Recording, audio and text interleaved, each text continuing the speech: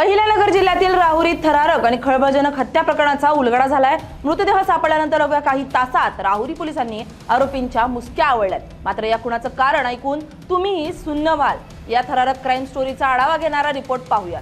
अहिल्यानगरमध्ये एखाद्या चित्रपटाच्या कथेला लाजवेल असा धक्कादायक प्रकार समोर आलाय। अनैतिक संबंधात अडसर ठरणाऱ्या पतीचा पत्नीनेच काटा काढलाय। प्रियकराच्या मदतीने पत्नीने पतीचा गळा दाबून खून केल्याची धक्कादायक घटना समोर आली आहे। श्रीरामपूर तालुक्यातील उक्कलगाव येथील सुधाकर किसन थोरात यांच्या खुनानं परिसरात खळबळ माजली आहे। सुधाकर नेवासा तालुक्यातील भेंडा येथे पत्नी समवेत हॉटेलवर मोलमजुरी करून उदरनिर्वाह करत होता। याच काळात त्याच्या पत्नीचे ज्ञानदेव सागर याच्याशी अनैतिक संबंध जुळले। पती वारंवार अडथळा ठरत असल्यानं दोघांनी मिळून त्याचा काटा काढण्याचा कट रचला। राहुरी पोलीस स्टेशन हद्दीमध्ये कनगर शिवारामध्ये एका अज्ञात व्यक्तीचा मृतदेह मिळून आलेला होता।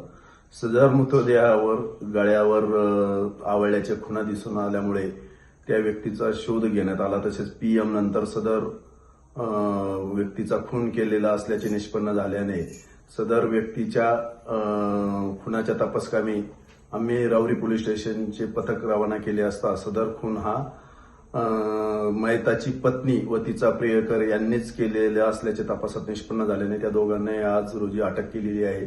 सदरची कारवाई माननीय पोलीस अधीक्षक श्री सोमनाथ गार्गे साहेब, अप्पर पोलीस अधीक्षक श्री सोमनाथ वाघचौरे साहेब, उपविभागीय पोलीस अधिकारी श्री जयदत्त भवर साहेब यांच्या मार्गदर्शनामध्ये राहुरी पोलीस स्टेशनचे पोलीस उपनिरीक्षक जाधव, पोलीस उपनिरीक्षक वाघमारे, पोलीस हवालदार यादव, लिपणे व इतर सर्व अंमलदार यांनी केलेली आहे। सदर गुन्ह्याचा पुढील तपास सुरू आहे। राहुरी फॅक्टरी परिसरातील एका लॉजमध्ये मुक्काम करत हत्येचा संपूर्ण कट रचण्यात आलाय। त्यानंतर ज्ञानदेव सागर यानं सुधाकरला दारू पाजून निर्जन स्थळी नेलं आणि गळा दाबून निर्गुण हत्या केली।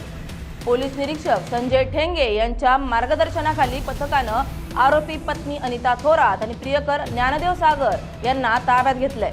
पोलिसी खाक्या दाखवताच दोघांनी गुन्ह्याची कबुली दिली। या खुनामुळे राहुरीसह संपूर्ण जिल्ह्यात खळबळ उडाली आहे। 7 जन्माची साथ देण्याची वचनं घेतलेल्या या नात्यानं हे धक्कादायक वळण घेतल्यानं महाराष्ट्र पुन्हा एकदा हादरून निघालाय। श्रीरामपूरहून गोविंद पुनगेसह ब्युरो रिपोर्ट LS मराठी।